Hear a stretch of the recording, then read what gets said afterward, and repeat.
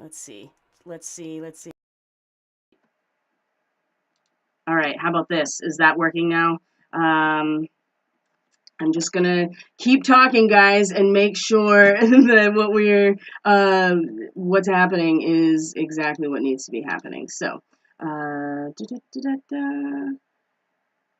I'm so sorry, guys. I really am. It's just one thing after another, and it's really frustrating. And I might have to move to a different streaming software if this is going to be the case. So the microphone says it's on. I have no idea what is going on and why. Yay! It finally worked. Okay, I just had to make some adjustments. Thank you. The recording will have hopefully what's going on here. So let's, okay, yes, you're here, we hear you. Yay! Okay, so I just had to, something changed, and I'm not sure exactly what it was, but now we're here. So I will do my best to recap everything that just happened because it was really important, actually. So hello, everyone. Thank you for being here.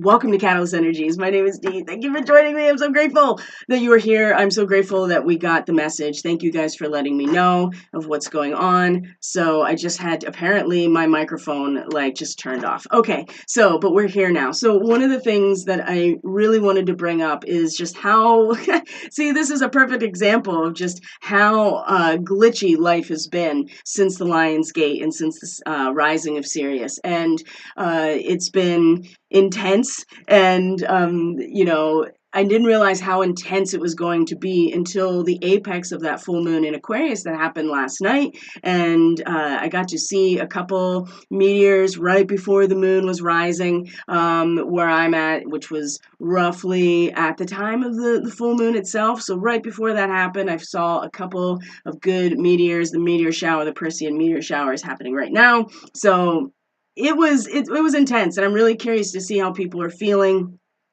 Almost manic, right? At times it seemed almost manic. I've been doing a lot of astral travel in my dreams, and I'm sorry if this is a recap for people that are on the recording. Just bear with me here. I'm going to give the cliff notes to those who haven't been able to be live and or couldn't hear me live, and I really have no idea if it's even coming across in the recording. So I'm curious to know how people are feeling. There's been a lot of astral travel, right? There has been an incredible amount of, at least on my end, especially the Lion's Gate, because the moon was moving through my 12th house, right, as an Aquarius rising person. So it felt like I wasn't even sleeping. And I know I'm sleeping. My body is resting for 8 hours. I feel rested physically. But the travel and the visitation and the astral work has been, it's almost like being in an 8 hour trance, right? That's what it feels like, that there isn't really that much of a separation right now between the astral body, the soul work, and the waking life, at least for me. When the full moon finally hit and I'm waking up this morning, I feel way more grounded. And it just goes to show how powerful that lunar energy is and how powerful it is in terms of reflecting what otherwise would be an even more intense experience with the sun in Leo, which is very vital energy and represents a lot of the experience of the Kundalini releasing and rising. And that can feel manic, right? That can be almost ecstatic. And without the waters of the soul, without the intuition reflecting back to us this energy in a way that even we can integrate into our emotional intuitive landscape, it really can be a lot. And if anybody, if you've ever had heat stroke, you know exactly what that feels like. And dehydration is a big part of that as well. So the inundation with Sirius rising, going through the Lion's Gate, it's been very intense. So if you've had a hard time sleeping, if there is any kind of flare in your body, and I'm telling you now, Venus has just come into Leo, and it's going to increase, right, in terms of the embodiment now of that Leo solar energy. And so it's going to manifest itself in a number of ways. But if you've been getting the flare-ups in your body, if you're feeling like you're having outbreaks when when you otherwise wouldn't. If you, like me, if you feel like in your astral body it's gonna like light on fire because it seems like it has nowhere to go. And this is not to get caught up in like, oh, don't be necessarily, there's nothing to be afraid of or concerned of, but you want to make sure you have the proper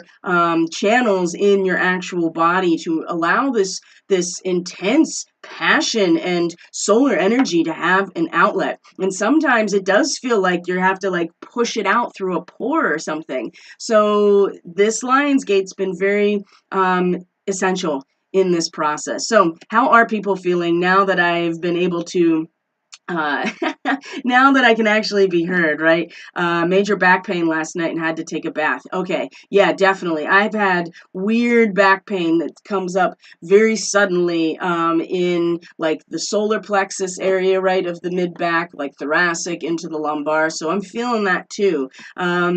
Overwhelming Lionsgate. You say manic. I say my own form of overwhelm is more obsessive and stubborn. Manic in a different way. Oh, totally. And what's interesting is now that Mercury's in Virgo, and we're going to talk a lot about this, that can get even more, maybe not so much the stubborn, but the obsessive part. And we're going to talk about some things that can help ground that energy and give it somewhere to go rather than get caught up in the real kind of perfectionism of Virgo and Mercury in Virgo. I do feel better today, but lots of readjusting seems called for now. I totally agree, Barb. I totally agree. Like, finally, it's just like, but there's still so much more to do, and there are just some huge transits that are coming this weekend into Monday that are important to be aware of. There is this bit of respite right now in this moment, it feels like, but we have a Sun opposition to Saturn in their two ruling signs, right? Saturn does rule Aquarius as well as Capricorn, and the Sun rules Leo. Boy, oh boy.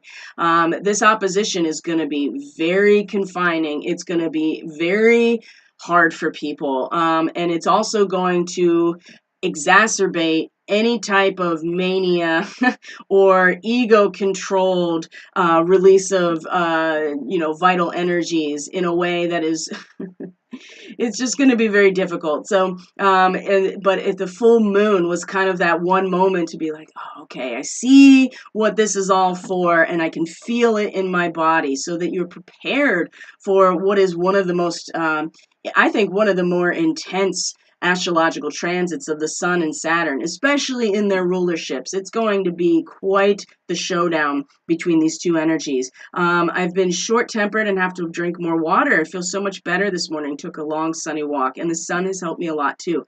I've noticed as well that for me at least, that the temperature has taken a break as well. It has been just ruthlessly hot and humid where I am at without much rain either. So the humidity is really just sticking to everything. And in the last 2 or 3 days, it is actually now dropping below 60 at night. You can feel the season leading up to change, right, with our equinox. And it's been a welcome change that I can be out in the sun in its fullness without feeling like I'm going to melt. Being short-tempered, again, boy, Megan, we have so much to talk about, and I'm not going to get into it here, but that Sun opposition that I just brought up, and we're going to look at it in the chart, I know for a fact is something directly relevant to what we're going to be talking about in your synastry reading. Actually, that's a great segue. Thank you for that. I'm going to bring that up right now before we move into the chart. So solar weather is just, it's being itself. The sun is, there's our toroidal field. The sun is still, nothing massive that is facing us right this second. But here's our chart for today. The flaring activity is getting a little bit more pronounced. The coronal hole stream that we just passed through at the Lions Gate, they said it was, we didn't forecast this was early, but we all knew that it was going to just make its way to us to amplify this experience of the Lionsgate. And so there's another coronal hole that is now starting to turn towards us. So there'll be more by the end of the week. There'll be more of that heightened solar wind and plasma stream coming at us, which means everything gets more dense. The solar wind gets more pronounced, and that has an impact on the geoelectric circuit of the planet, and that also impacts things like seismic activity. It impacts our psychiatric health. It impacts our physical health. And something that I actually, I knew intuitively, but it didn't really register until someone said it. It was actually from Suspicious Observers. He did this really great short video about all the ways that this relationship between the increase in solar maximum, right, solar cycle 25, about to hit its peak, and also the magnetic field having its weakening experience, how that affects all types of life. But one of the things he brought up, which I think is something to consider if you're gardening and farming and really into the horticulture and producing your own food right now, or just your own plants in your garden, is that weakening magnetic field along with the solar activity has an impact on the way plants grow. So that's something that came into my awareness as well, and being very just being very cognizant of it, and how, there is this relationship that we also have in the growth of ourselves in the medium of life. So lots, there's more coming with this. And I think that,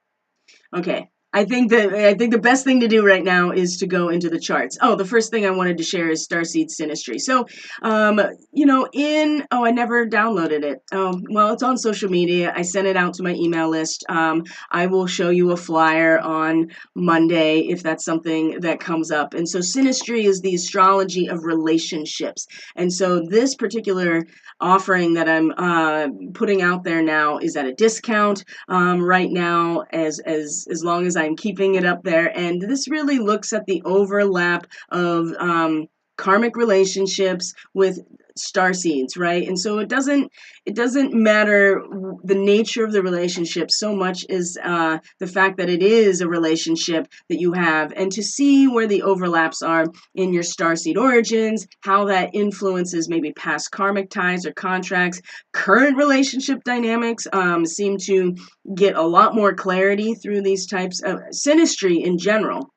But the Starseed Synastry is very powerful. It's that other layer, just like the Starseed readings are in general. It's that multi-dimensional layer that really gives a perspective that otherwise we may not get in terms of, our karmic ties, especially our family members, especially if you are a parent and you have minor children that you are still responsible for and trying to understand.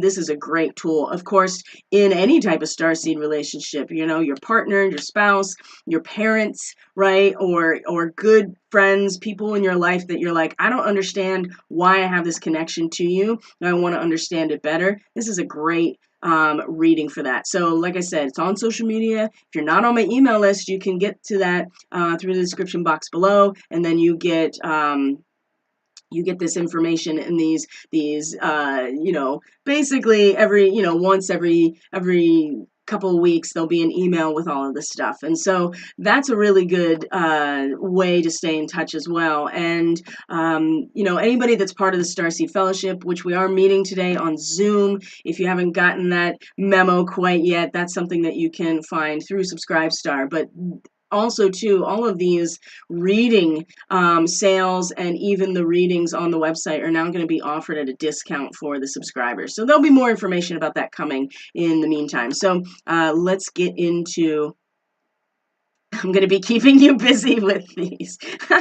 Well, I'm fine with that, right? I am totally fine with that, Megan. So, and that's what I'm here for, is to facilitate this process. So, and I will tell you that when I started to look at my own family members, my own spouse, other people in my life, when I started to really look at the synastry chart through the starseed lens, boy, it made things makes so much more sense for me personally. So I'm really just feeling so excited to be able to offer this to other people. So I'm going to burn a little bit of sage here because I realized that I never got a chance to really do it so earlier. So it wouldn't be a broadcast with Catalyst Energies if there wasn't some sort of technical issue. It is not my forte at all. And so and finding time to really focus on this aspect I know is valuable, but boy, it's really difficult to do so. So I'm going to have to tap somebody with some more technical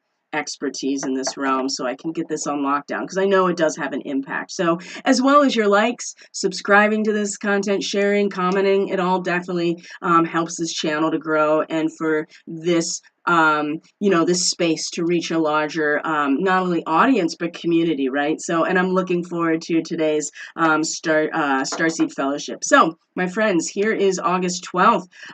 This is today's chart, and our moon has already finished its transit of Aquarius, and at this point is already in Taurus, or I'm sorry, Pisces. So it's going to be one of those weekends where, again, there's going to be a bit of a respite, I feel like, if we can, really utilize Mercury and Virgo as the means of our discernment, right? Our discrimination. And that is in a very generalized way in terms of knowing the difference between this and that. Virgo is an earth sign.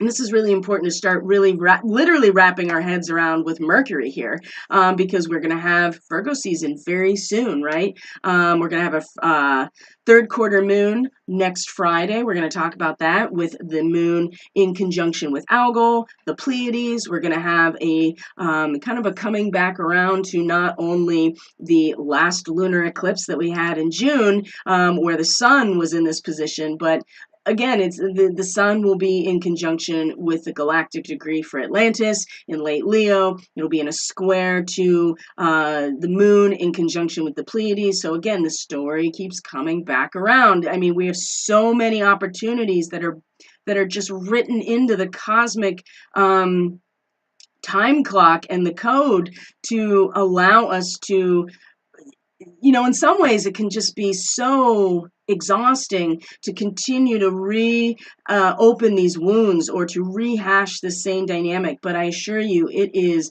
really important that we allow every angle of it to kind of permeate our current existence, because that's how we're going to learn, how we're going to move forward with different decisions. We're really letting go of so much of everything that has been built on in our lifetime, our parents' lifetimes, our grandparents, and down the line, right?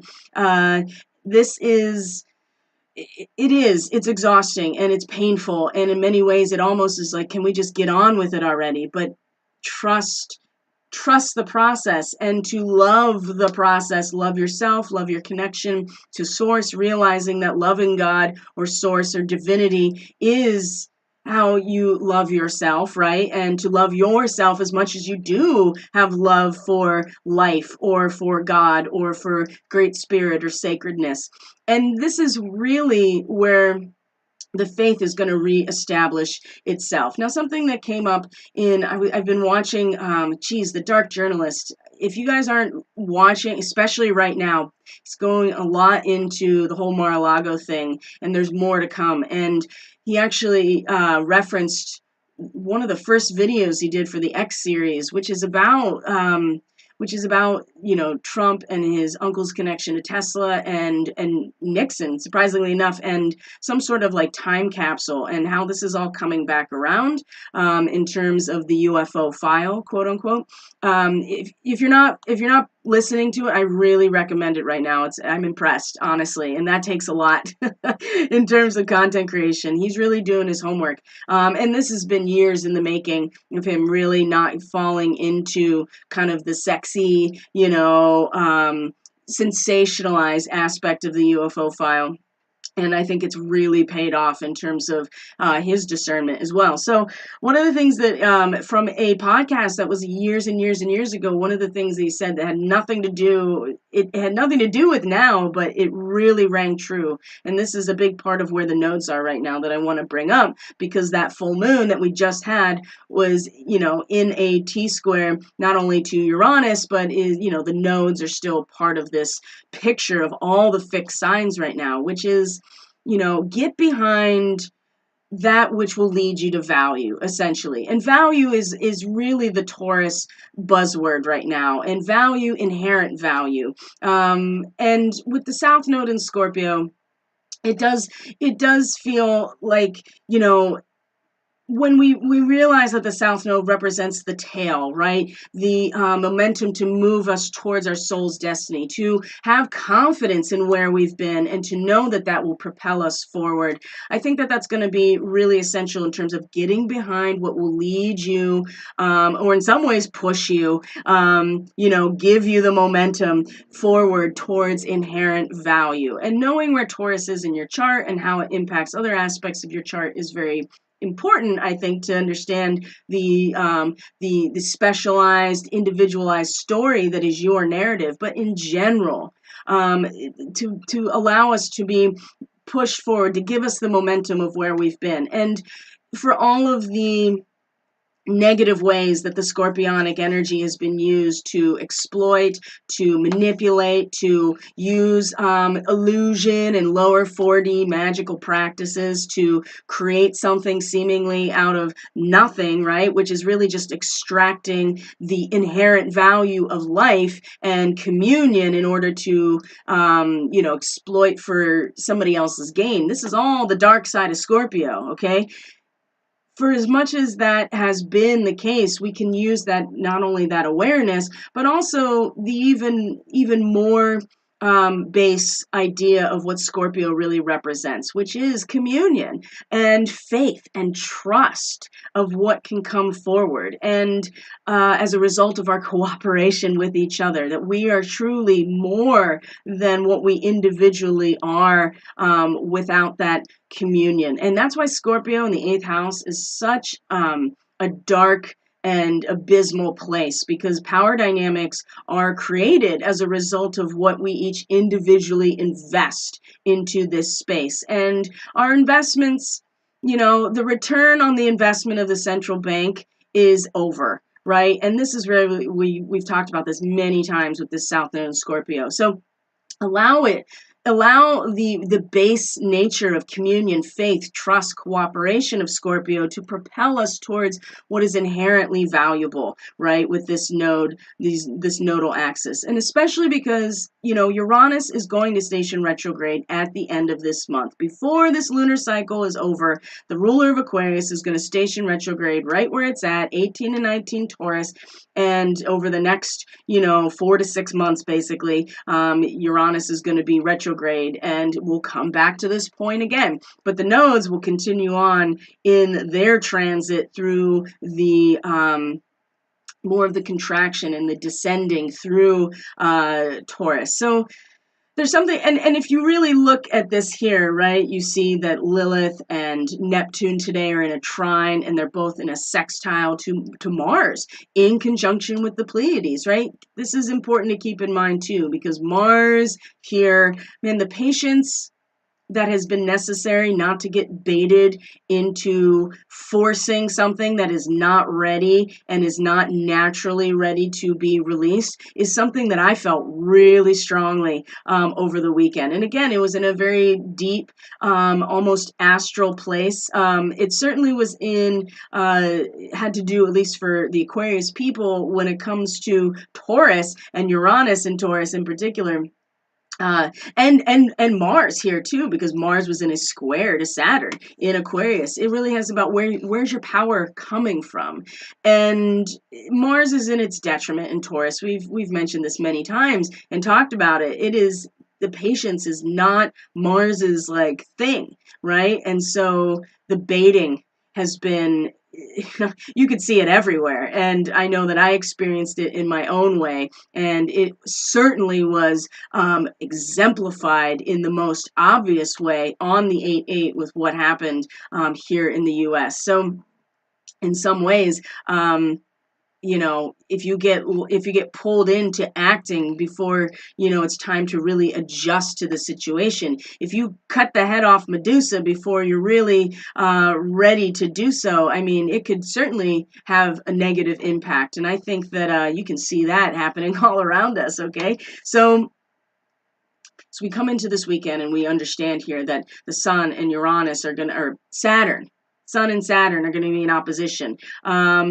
Lilith still in conjunction with Procyon or Procyon, right? This is it just keeps coming back up because Pluto is just sitting in opposition to Procyon and has been now for, weeks, and will continue to, because it's stationed retrograde. It's going to come back to this point as well. And so there's so much grief, and there's so much like wanting to control and manipulate and really exploiting that lockdown energy that Procyon can really represent on the other side of things, that it can feel like there is no real connection to home or family when these outside institutions are going through their upheaval, destruction, and metamorphosis. But that core of who we are, our connection to life and love and each other, is infinite. And that's the lesson of Sirius. And that was really the lesson of Sirius rising to take with us through the Lion's Gate. But Lilith, as we know, when Lilith is when we are feeling powerless, we will overcompensate. And so again, there's that negative Cancer energy of like, I'm going to consolidate everything in to the point where nothing can get in or out. Or the opposite, right? Where you're not even acknowledging the need for this root system in Cancer or this protection, and you get hyper focused on its opposition, which is with structure and institutional control and all of the ways that the materium seems to provide and hold us at a social and political and collective level. Well, that's going through an incredible amount of destruction and has been for a while now. So keep in mind that those who are not aware or are not really not really working on themselves, or haven't been, or not just in that mindset of being in a state of real deep core stabilization within themselves and who they are this will be brought up again right now. But you see where this trine is to Neptune, right? Neptune in Pisces, in its retrograde, and they're both in this sextile to Mars in conjunction with the Pleiades, with Algol, which is in Taurus, right? So those sextiles are where those energies are able to come together and release some sort of potential or find harmony and activation on both sides here. And it comes from, just because there is this purging and cathartic experience at the spiritual level, Neptune and Pisces, where it's at, especially in its retrograde, right? We're already experiencing it within ourselves. It's already starting to become something that is much more accessible to the imagination, to our experience of oneness and compassion and humanity, right? Those institutions are, in fact, being, just the deluge within ourselves is just, flushing it away. And the trine to this Lilith is either going to, like I said, it's going to exacerbate this need to like consolidate everything, or what it's going to do with Lilith is to create a void, a very necessary void in this space, so that the light of divinity or the flame of transformation or our own spirit is able to inhabit this place. And so many people and are really stuck in this, or they have gained quite a bit in terms of the connection to Scorpio over here. And that time is over for them as well. And there will be, there will be consequences for that as well. So again, patience. Mars is in conjunction with the Pleiades, this is exactly where you want Mars to really start acting, right? Is in these late degrees in terms of a peaceful adjustment to play the role within the collective traditions or within the natural inherent value of life to, express your own individual desires. And if there's any planet that's going to represent the expression and acting on those individual desires, it's going to be Mars, right? So knowing too, what is it that you're acting towards, right? Where is your energy being projected out in relation to this value, inherent worth, patience, fertility, right? The living soil. I would say that this trine between Lilith and Neptune, with the Procyon story embedded in it, is part of the energy that can be then kind of,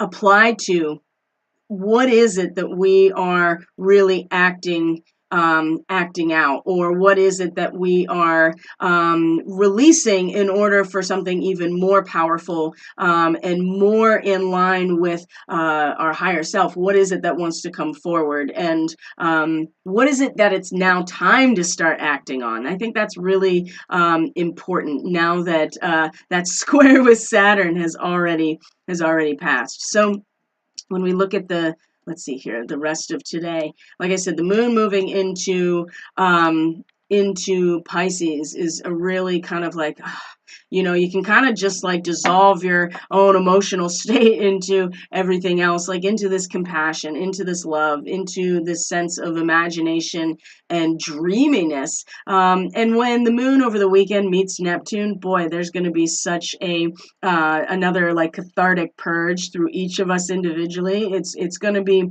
powerful. Now, before the moon came into Pisces today, it was conjunct Saturn last night, and it was actually in a square to Mars. And so there is this moment here before that happened where the moon in that square was testing the waters, right? It was actually seeing if our own emotional self has the appropriate moisture content in order to hold the charge. I think that's really important because Mars is the activator of that charge. Mars rules Aries, which is the electrical spark of life that is imbued in everything. So there has been, you may have found that there was your own experience of purging overnight, something that allowed you to be like, well, this is not gonna, this is not enough moisture, this is not enough emotional, what's the word I'm looking for, there's not enough emotional, it's not maturity, that's not the word, right? It's just, do you have enough of that water from the inundation? And that's just kind of a test, right? That's kind of a test to see if it's going to hold the charge that Mars is so ready to act on, right? Once that, you know what I mean? It's one fell swoop when that head comes off the Gorgon, right? And there's no, Mars has to act on instinct, right? It has to act on feeling in the senses as well, and when the right time to make this move is. And I think there's something very important about that square with the moon that was just like, does the emotional landscape, can it hold the charge when Mars is ready to out the gate, right? That's a question you're going to have to ask answer for yourself in your own way. Now, something I want to bring up about where Saturn is right now, this is in a trine to Mintaka. So this story that goes along kind of with the Procyon story, but in a different way, because Mintaka was a water world that was just destroyed. It's coming back around again. And also, too, the Atlantean story, or the Atlantean civilization, was a seafaring civilization in a lot of ways. And so there's also a more esoteric connection to this symbolic representation of Mintaka and a water world that surrounds it, and what that really represents, and how the beings associated with that came to and have been holding this even more powerful experience of losing that civilization entirely. And Procyon, it's just more of the dark side of consolidation and protection, keeping out and not allowing in or out. And so the Mintaka story is way more about the destruction. And in some ways,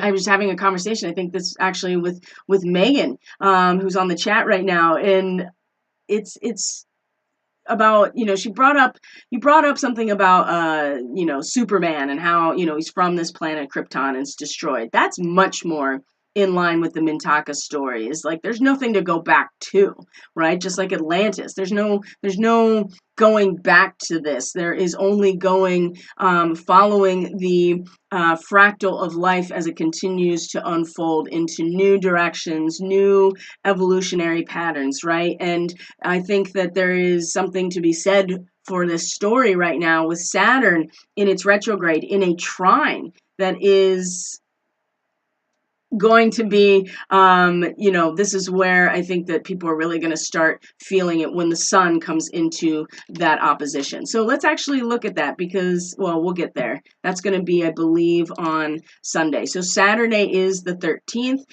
Mars is going to be in a trine to Pluto. This is another really big transit as Mars is still crossing the Pleiades and Algol and is going to be in a trine to Pluto. So a trine is that 120-degree angle. It's the equal angles in an equilateral triangle. It is harmonious. It is foundational. It is supportive. It really doesn't take much to get the connection, right? Something that is stabilizing in many ways. But there's not a lot of conflict. There's not any real frustration here. And if anything, this is going to be one of those experiences of, okay, it's in the destruction of the establishment, the institutions, the larger social and political order in terms of in terms of the actual physical material representation.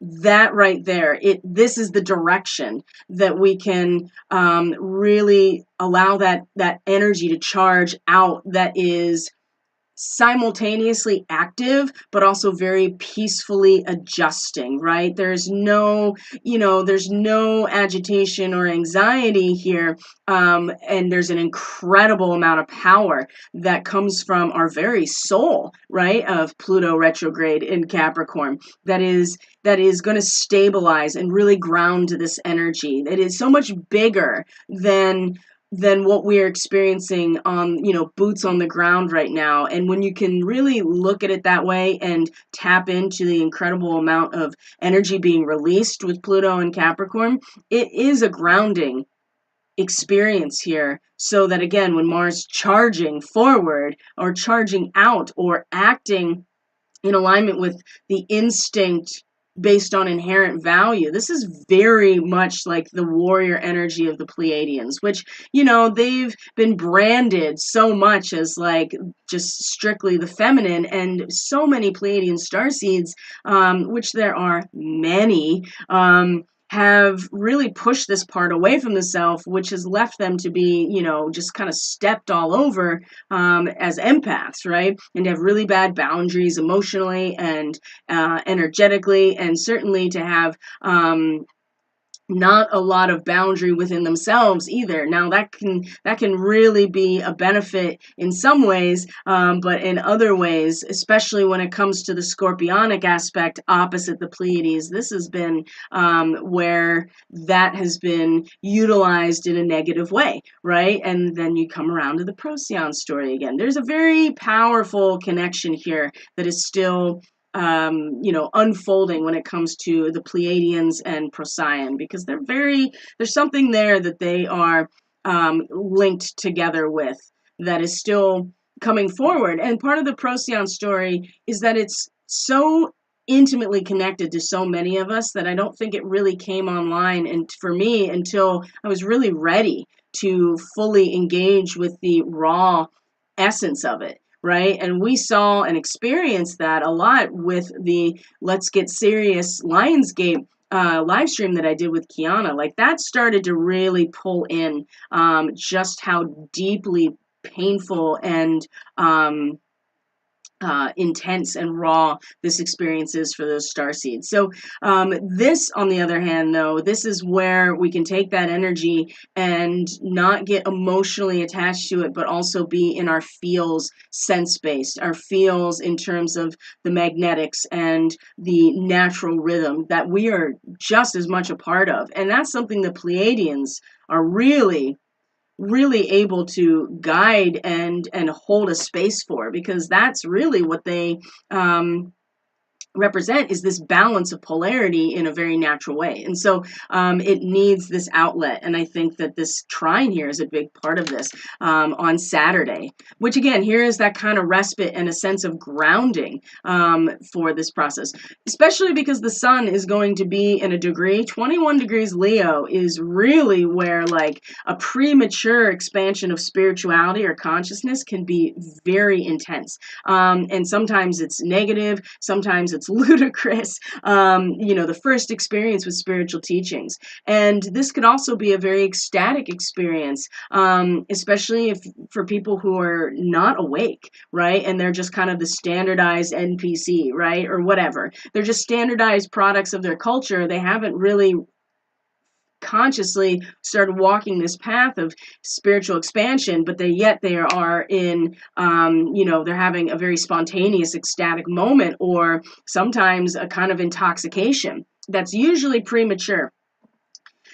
This is what happens when you take plant medicine without the guidance of the shaman, right? Or before you have really purged yourself. And one really very dramatic experience of this that I was, my attention was brought to was through this documentary called The Last Shaman. And this individual, this young man was, he was hospitalized. He was on a lot of psychiatric drugs. He was really struggling with his mental health and really starting to get suicidal. And none of the Western traditions, obviously, or medicine was working. And so he decided to, like, as a last ditch effort, to go to Central and South America to find a shamanic path, right, to his his mental health, to find real spiritual healing. And one of the first people that he went to, one of these first plant ceremonies that he went to, there was another individual that was there, and the shaman was telling them, you're not going to want to do this. Like, you have not purged yourself of all of the other toxicity through drug use or psychiatric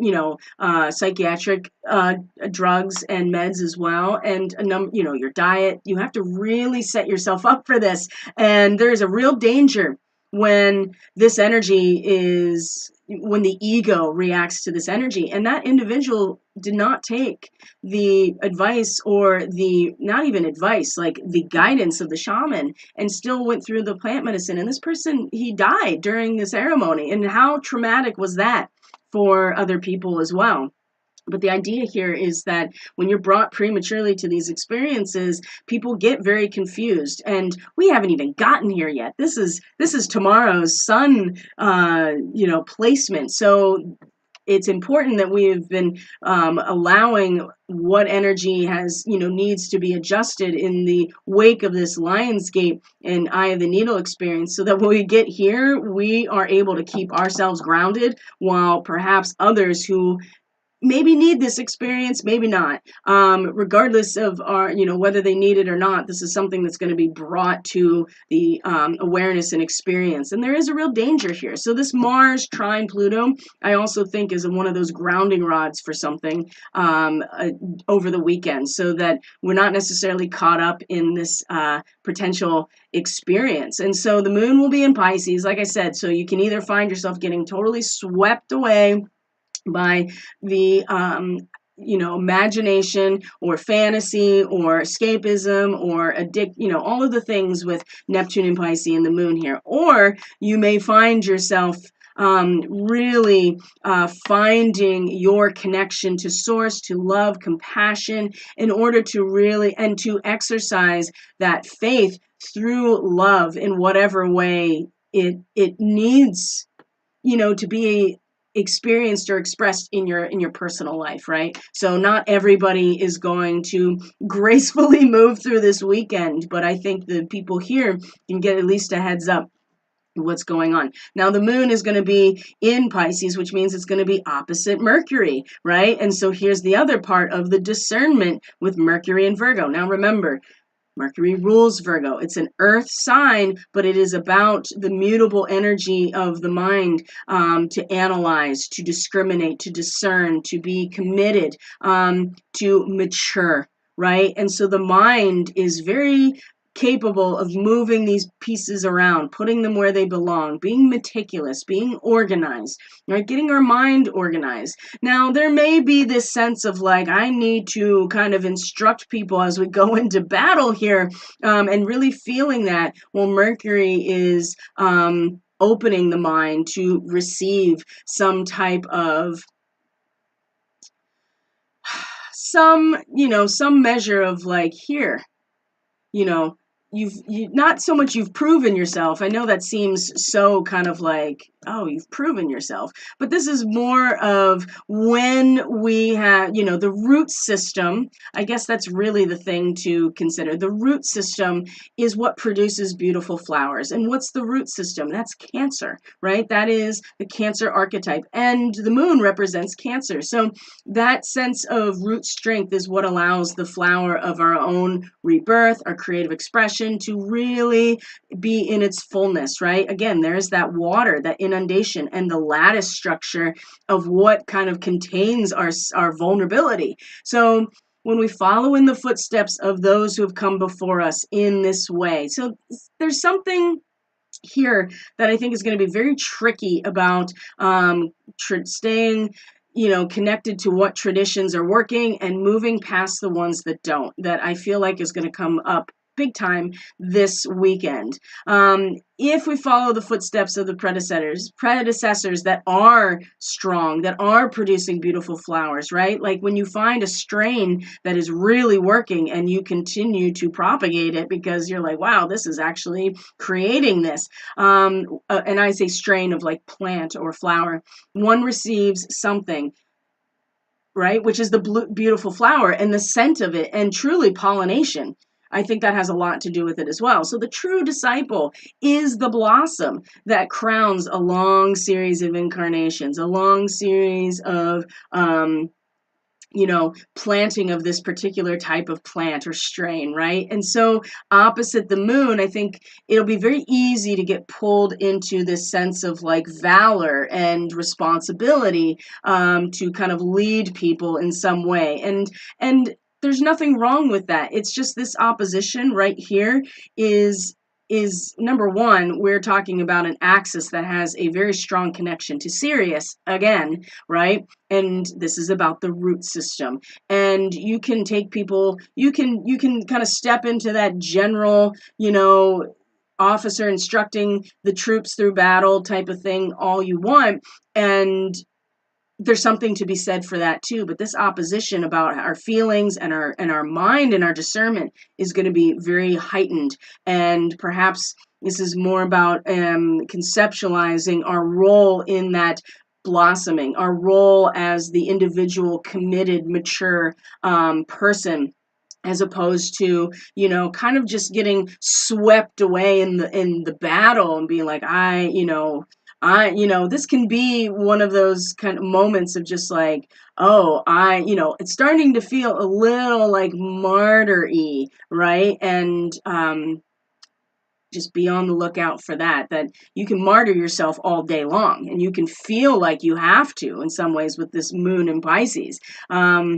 Or feel like that's everything that there is. Mercury in Virgo, very discerning, very discriminating, very much the divine physician as opposed, aspect of the magician, as opposed to more of the magician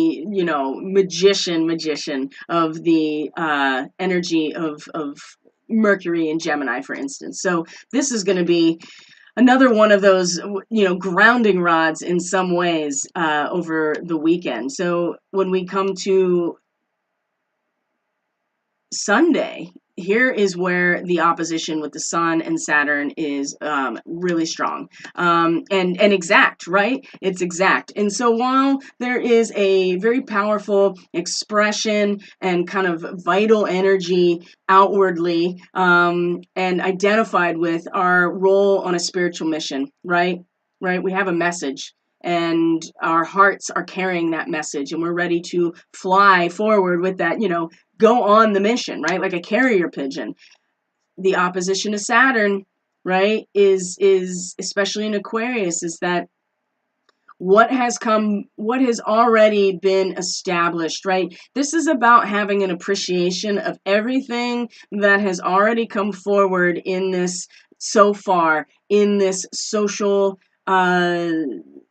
iteration, society, civilization, something that is a very warm appreciation of everything that has come before, if we are open to it. That will seem at first, I think, to be very, it'll almost be like, not necessarily a wet blanket, but it'll be, we want to fly the nest, fly the coop, and perhaps there is something here in terms of to not take for granted everything that has transpired so far. That's what I'm trying to spit out here.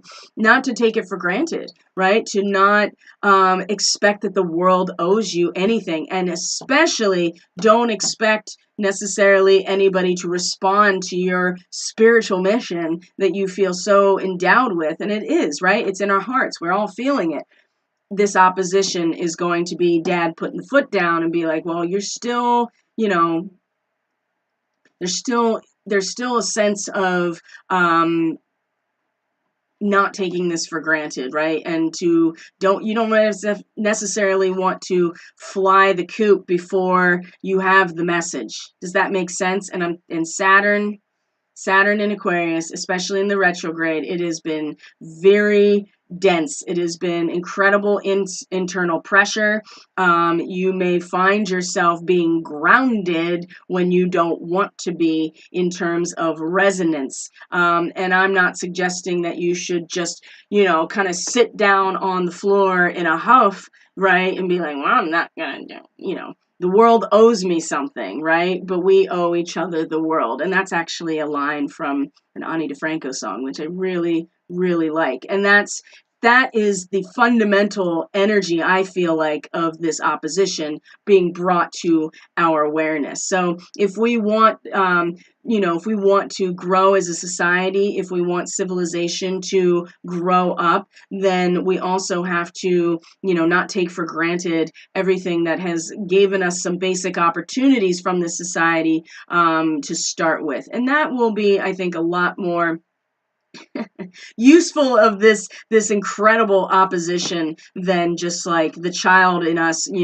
arguing or in a tug of war with the leadership dad part of us that is just like, right? So this is, it's very confining and limiting when it comes to these two energies in their home territory of their rulership. We also see that the moon will have passed by Neptune at this point, and we'll have this connection again to Pluto and Mars, right? In that kind of that triangle in some ways, right? Where you have the trine here from Mars to Pluto still, but then the moon is in a sextile to both. And so there is a place where this energy can go within us, right? And to feel a sense of real consummation within ourselves, and the spiritual process, the karma, right? Everything coming back around to the end, and coming back to source. And granted, again, it's easy to take for granted when things, and to feel like the world owes you something when everything around you is crumbling and you're like, that's not fair. There's something about this connection with the moon in Pisces to both of these areas that is like, this is something that has been a long time coming. This is the return back to the source. This is the karma coming back around with Pisces, but it's something that we're each individually going to be holding and feeling, I would say, for ourselves coming into Sunday into Monday. Let's see. Now the moon is also going to have this connection to not only Mars, but is also before that is going to have a connection, a sextile to the North Node, and to Uranus as well. And this really appears to be one of those moments where if we can again be open to the transmission, right, the unbroken chain from guru to disciple, from master to teacher. And that doesn't have to be a physical person. It's at this point it's really like source energy directly is the guru, right? And if we can identify that, that's going to also be something that we can invest ourselves into what otherwise is a space that seems like it's empty and vast and what's happening here. But that's the whole point, is so something spontaneous and in alignment with the rhythm of the natural cycles can truly emerge. But I think there's a sense of needing to feel within ourselves the full experience, right? I think that that's going to be important as well. So when we come into the 15th, which is Monday, and we have our Starseed, when we have our Starseed ministry, of course, and Sun, Saturn still very much in its opposition, Mars and Pluto still very much in their trine, and now we start to see that Mercury is in a relationship with the nodes at this point. This is where, if there's anything still repressed in the mind, and especially knowing where Virgo is in your chart, you're going to see the area of life that this is coming out in. There, if we have really squeegeed our third eye, right, we've really cleansed the outer doors of perception, then this eruption, this volcanic eruption in our mind will be spectacular and cathartic, but it also may be destructive. But I would say that part of this, avoiding the total destruction of your own mind in this place, is realizing that, again, it's about the cleansing of the consciousness. And oftentimes the ego will keep these things under wraps for us in a lot of ways, so that we oh my gosh, so that we don't find ourselves like just, it's a necessary part of the breakthrough. That's what I'm trying to say here. It's a necessary part of the breakthrough, just like a volcano, when it's time for the magma to be released and the pressure to be released from underneath the surface, it's going to find its outlet. It's whether or not that you are in, if you are aware of it, if you have been tracking it, if you are prepared and you have, there is a place for this pressure to be released. I think that that's going to be a big part of Mercury and the nodes of the moon, right? The soul's karma and where we're being pulled and driven to right now. So there may need to be that eruption in some ways in our own mind coming into Monday. It's explosive, and if it's repressed and it's in the subconscious, you can better believe that it's going to be spectacular catharsis. And so unless there's some form of purification by fire, the inner pressure of like your karmic past or your actual past, or even more recent frustrations,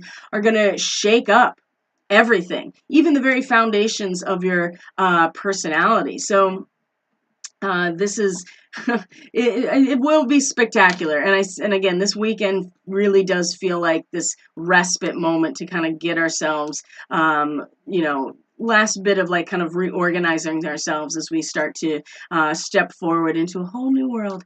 Now the moon's going to conjunct Neptune. We talked about that, and have all these relationships with Mars and Pluto in some ways, right? Having that relationship. And then moon's going to move into Aries, right? And he's going to meet Jupiter. It's going to meet Chiron, right? So this is where things start to really flare within ourselves. And if you've already had temper issues, it's going to get that much more pronounced when the moon comes into Aries, meets Chiron and Jupiter. It's going to be in a trine to Venus, which is now in Leo.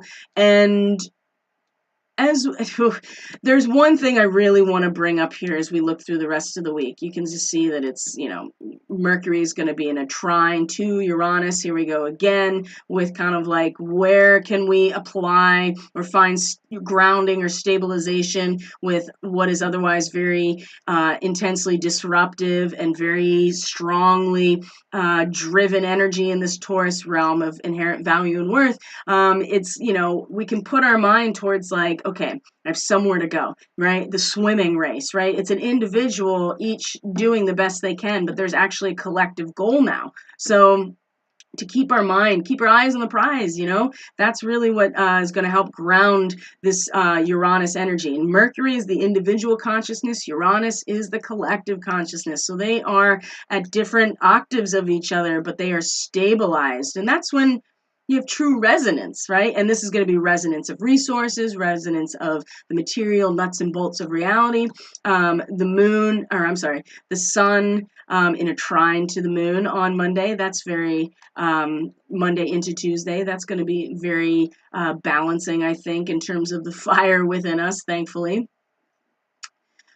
But what I want to bring up here is this very specific degree of Virgo that Mercury is going to be at. Venus is going to be in a trine to Jupiter. And the only thing I want to say about this right now is that these two are benefic, right? Jupiter and Venus are considered benefic, right? They have a benefit in astrology, and in a fire trine to each other. This is that glassblower imagery again. So it's the spirit, right? And the spirit being utilized in order to shape the expression of the heart that is in a trine to Jupiter. As and I talked about this for the Aquarius energy, it's like the bellows being squeezed. This is Jupiter in retrograde. It's like the bellows are getting squeezed right now. And in fact, that is influencing this Venus in Leo to the point where we're going to feel spirit move through our actual body. We're going to have no choice in some ways other than to just push it out into some sort of expression. I think this is going to be either, again, it's going to be powerful no matter how you swing it, but it is a fire trine. So a very stable combust type of energy for sure. The thing that I want to bring up in particular here that I keep trying to, and I keep getting sidetracked, is this degree in Virgo that Mercury is representing, especially as we're coming up to this third quarter moon that's going to be in late Taurus, as I talked about earlier. This degree, I have seen this degree of Virgo now in every single reading I've done for the Lionsgate, and especially all the Leo people. They're all Leo rising, and that's not planned. Some of it is because of Leo people taking advantage of the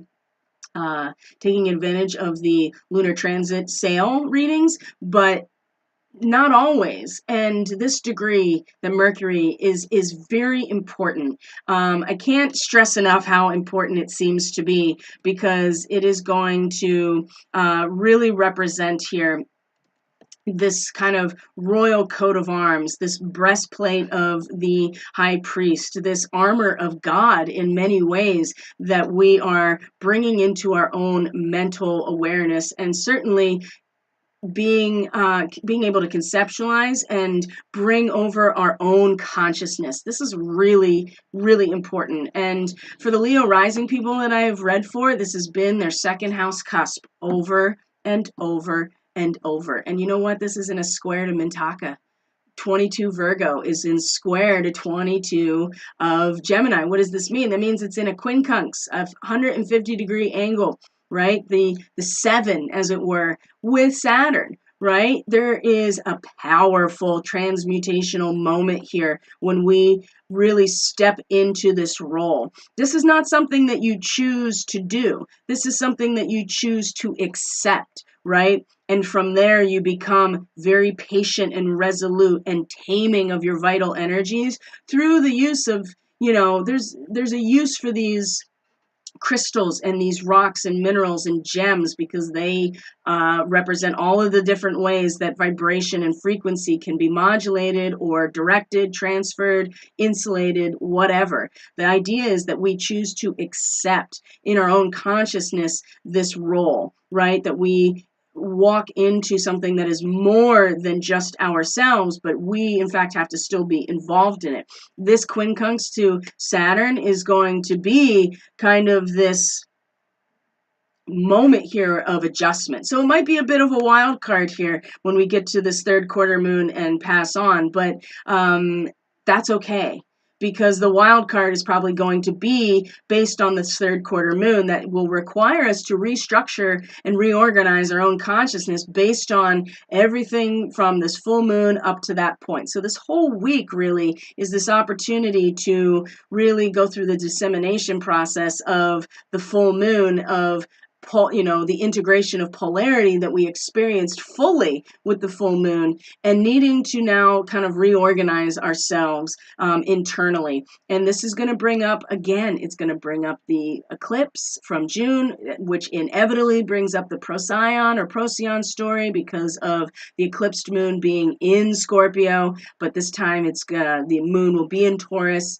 and crossing the Pleiades, and the moon is exalted in Taurus, right? It loves to be in Taurus, so it's very comfortable, very settled. The waters of our soul have a medium of growth, right? That's part of coming into Earth School and being the beings that we are here, right? This is exciting. I mean, we're going to go out as souls and as a soul group and be able to be starseeds in other places that are now going to go through this process of third density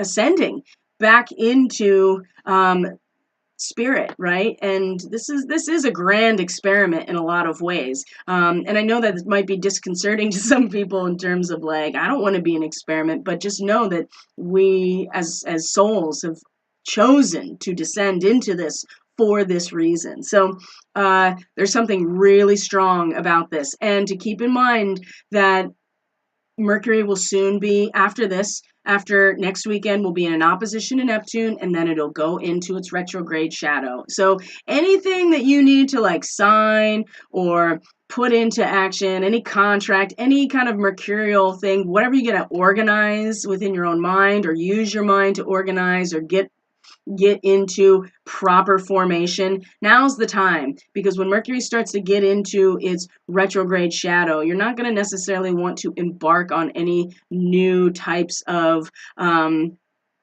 organizational action or mental energy towards that. So because there will be lots of time to review all of those things after Mercury and Neptune are in opposition, which seems like kind of a sobering wake-up call in a lot of ways, but also it's that one refuge of like, this is what it's going to take, right? This is what it's going to take for the individual consciousness to get not swept away in the deluge. And I'll tell you what, Neptune's cycle follows roughly is following the solar flare cycle. And the last solar flare that we had that was really big was the Carrington event in 1859. And that is exactly where Neptune is right now in its retrograde. And so just know that there is a connection here at a fundamentally spiritual, cosmic level with Pisces. So, boy, I wasn't really sure how it was going to go. I never really do, because I just want to, I trust my channel, me as the channel for the astrology, to bring forward what's necessary when I kind of let go of my ego, let go of my fear, let go of all that control mechanism, and really just kind of let the full pattern be embedded and come through as the story. So I hope you found some value in this. I'm going to check in with the stream in the chat here real quick and see what's going on. I hope everyone is doing well and taking very good care of yourselves today. So I'm going to leave it there for today, my friends. Thank you so much for being here. I truly appreciate each and every one of you so very much. Thank you for bearing with the technical difficulties. I am really trying to get it on lockdown. I'm so glad that I was able to, get the sound worked out while we were doing that. So thank you for your participation, and thank you for being willing to give that feedback. I really, really appreciate it. if you're interested in the Starseed Synastry, if you're interested in getting on the email list, and certainly if you want to be part of the Starseed Fellowship, all of those resources are in the description box below. So check those out, including all the other platforms that Catalyst Energies is posting to, social media, and my website, obviously. That's where all the good stuff is. That is the hub of it all. So, yeah, guys. Have a great weekend. Starseed Fellowship, I will see you guys at 1 p.m. Eastern on Zoom. I'm looking forward to connecting. We have some new subscribers coming into the Starship, as it were, which is why it's really the abbreviated version of the Starseed Fellowship is now just the Starship. And that's certainly what people have just been naturally, unintentionally been calling it. And I certainly want to call it that as well. And when you think about a starship, I mean, we truly, as our own hearts, are really our own starship. And so coming together, it's such an Aquarian thing, too, for all of us to come together. So I'm looking forward to it. Thank you so much for being here. I really, truly appreciate each and every one of you, all the work that you're doing, the incredible difficulty that we're all facing together, right? We're facing it together. So take care of yourselves. Take care of each other the best you can. Drink lots of water, right? Take some deep breaths. Put your feet on the earth herself. And I'll see you for the Starseed Ministry on Monday. Take care, everyone. Bye.